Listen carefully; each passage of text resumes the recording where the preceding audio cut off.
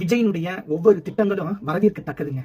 அஞ்சலை அம்மாள் நீதிமன்றம் பெண்களுக்கு எதிரான குற்ற வழக்குகளை விசாரித்து உடனேயே தீர்ப்பு தரக்கூடியதுங்க. அதற்காகத்தான் அஞ்சலை அம்மாள் அதிவிரைவு நீதிமன்றங்கள் என்ற ஒரு திட்டத்தை கொண்டு வந்திருக்கார். நான் ஆட்சிக்கு வந்தால் இந்த திட்டத்தை நடைமுறைப்படுத்துவேன் என்று கூறுகிறாருங்க. சரியான திட்டம் தாங்க. இன்று பார்த்தோம் அப்படின்னா, கோயம்புத்தூரில் ஏற்பட்ட ஒரு பெண்ணுக்கு, கல்லூரி பெண்ணுக்கு பாலியல் பலாத்காரம் வன்முறை ஏற்பட்டது. தீர்ப்பு கொடுப்பதற்கு தாமதமாக ஆகியது. என்ன தீர்ப்பு கொடுத்திருக்கிறாங்க? ஆயுள் தண்டனை கொடுத்திருக்கிறாங்க. அந்த தண்டனையை உடனேயே கொடுத்திருக்கணும். அது எப்படிப்பட்ட தண்டனையாக இருக்கணும்? அந்த 3 நபர்களுக்கு தூக்கு தண்டனை கொடுத்திருந்தால், இந்த தண்டனையை நிறைவேற்றியிருந்தால், இதை பார்க்கக்கூடியவர்கள் அடுத்து இனிமேல் நாம் இந்த மாதிரி தவறு செய்யக்கூடாது என்று எண்ணம் அவர்களுக்கு ஏற்படும். பெண்களுக்கும் பாதுகாப்பாக இருக்குங்க.